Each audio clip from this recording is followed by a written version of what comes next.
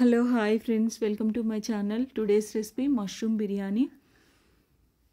దీనికి కావాల్సిన పదార్థాలు: ఒక 800 గ్రాముల మష్రూమ్ని శుభ్రంగా క్లీన్ చేసుకొని రెడీ చేసుకొని తీసుకోవాలి. ఒక టమాటో, ఫ్రెష్గా దంచి పెట్టుకున్న జింజర్ గార్లిక్ పేస్ట్, పుదీనా, కొత్తిమీర, మీడియం సైజు ఆనియన్, 4 నుంచి 5 పచ్చిమిర్చి రెడీ చేసుకొని తీసుకోవాలి. ముందుగా ఒక గిన్నె తీసుకొని 3 గ్లాసుల బిర్యానీ రైస్ లేదా నార్మల్ రైస్ని శుభ్రంగా 3 నుంచి 4 సార్లు వాష్ చేసుకొని వాటర్ యాడ్ చేసుకొని ఒక 20 నిమిషాలు మూత పెట్టి పక్కన పెట్టుకోవాలి. ఇప్పుడు ముందుగా రెడీ చేసుకున్న మష్రూమ్, టమాటో, ఆనియన్, పచ్చిమిర్చిని కట్ చేసుకొని స్టవ్ పైన ఒక మందపాటి గిన్నె పెట్టుకొని 2 స్పూన్ల ఆయిల్, 1.5 స్పూన్ నెయ్యి యాడ్ చేసుకొని హీట్ అయ్యాక బిర్యానీ స్పైసెస్, గుప్పెడు పచ్చి బఠానీ, గుప్పెడు కాజు, కట్ చేసి పెట్టుకున్న onion, 1 spoon ginger garlic paste, chop చేసుకున్న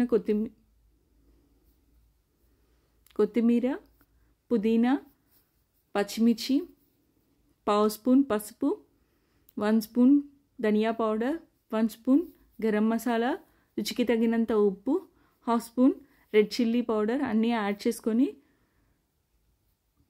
ఇలా ఒకసారి కలుపుకొని కట్ చేసి పెట్టుకున్న మష్రూమ్ పీసెస్ కూడా, టమాటో,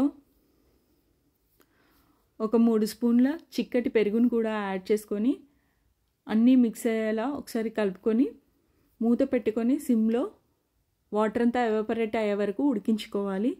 ఇప్పుడు ముందుగా నానబెట్టుకొని రెడీగా ఉంచుకున్న రైస్లోకి 1/2 స్పూన్ నూనె, ginger garlic paste 1/2 spoon, biryani spices, రుచికి తగినంత ఉప్పు అన్నీ యాడ్ చేసుకొని మిక్స్ చేసుకొని స్టవ్ పైన పెట్టుకొని రైస్ 80% కుక్ అయ్యే వరకు ఉడికించుకోవాలి. ఇక్కడ ముందుగా రెడీ చేసుకున్న కర్రీ కూడా వాటర్ అంతా ఎవాపరేట్ అయిపోయి రెడీగా అయిపోయింది. రైస్ కూడా 80% కుక్ అయింది. ఇలా ప్రిపేర్ చేసుకున్న కర్రీ మీద 1 లేయర్ రైస్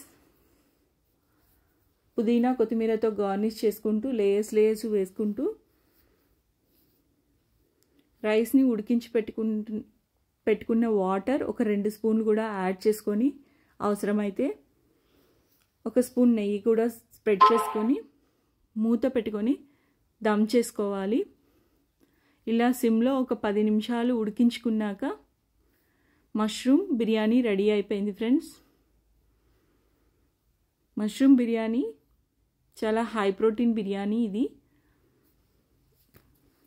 ఇంకా ప్లేట్లోకి సర్వ్ చేసుకోవడమే. కట్ చేసి పెట్టుకున్న కీరా, క్యారెట్, ఒక నిమ్మ చెక్కతో స్క్వీజ్ చేసుకొని తింటే చాలా రుచిగా ఉంటుంది. దీనిలో ఏ కర్రీ కూడా అవసరం లేదు. ఇక నేను మష్రూమ్ కర్రీతో సర్వ్ చేసుకుంటున్నాను.